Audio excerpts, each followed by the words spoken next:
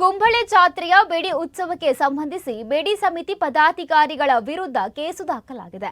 ಕಣಿಪುರ ಶ್ರೀ ಗೋಪಾಲಕೃಷ್ಣ ದೇವಸ್ಥಾನ ವಾರ್ಷಿಕ ಜಾತ್ರೋತ್ಸವದ ಅಂಗವಾಗಿ ನಡೆದ ಬೆಡಿ ಮಹೋತ್ಸವದ ಹಿನ್ನೆಲೆಯಲ್ಲಿ ಬೆಡಿ ಉತ್ಸವ ಸಮಿತಿ ವಿರುದ್ಧ ಕುಂಬಳೆ ಪೊಲೀಸರು ಕೇಸು ದಾಖಲಿಸಿದ್ದಾರೆ.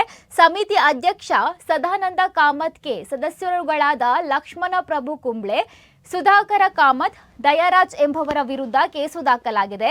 ಜಾತ್ರೋತ್ಸವ ಬಂದ ಜನರಿಗೆ ಅಪಾಯಗಳನ್ನುಂಟು ಮಾಡುವಂತಹ ನಿರ್ಲಕ್ಷ್ಯ ವಹಿಸುವುದಕ್ಕೆ ಹಾಗೂ ಅಜಾಗರೂಕತೆಯಿಂದ ಸಿಡಿಮದ್ದು ಸಿಡಿಸಲಾಗಿದೆ ಎಂದು ಉಲ್ಲೇಖಿಸಿ ಪೊಲೀಸರು ಸ್ವಯಂ ಪ್ರೇರಿತರಾಗಿ ಕೇಸು ದಾಖಲಿಸಿದ್ದಾರೆ.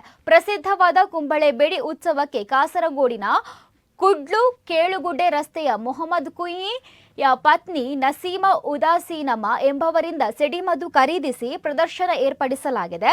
ಆದರೆ ಮುನ್ನೆಚ್ಚರಿಕಾ ಮಾನದಂಡ ಪಾಲಿಸಲಿಲ್ಲವೆಂದು ಇವರ ವಿರುದ್ಧ ಕೇಸು ದಾಖಲಿಸಲಾಗಿದೆ. ಕುಂಬ್ಳೆ ಪೊಲೀಸ್ ಠಾಣೆಯ ಮುಂಭಾಗದಲ್ಲಿ ದೇವರ ಬೇಡಿಕಟ್ಟೆ ಸಮೀಪ ಸಿಡಿಮದ್ದು ಪ್ರದರ್ಶನ ನಡೆದಿತ್ತು. ಭಾರೀ ಸಂಖ್ಯೆಯ ಜನರು ನೆರೆದಿದ್ದರು.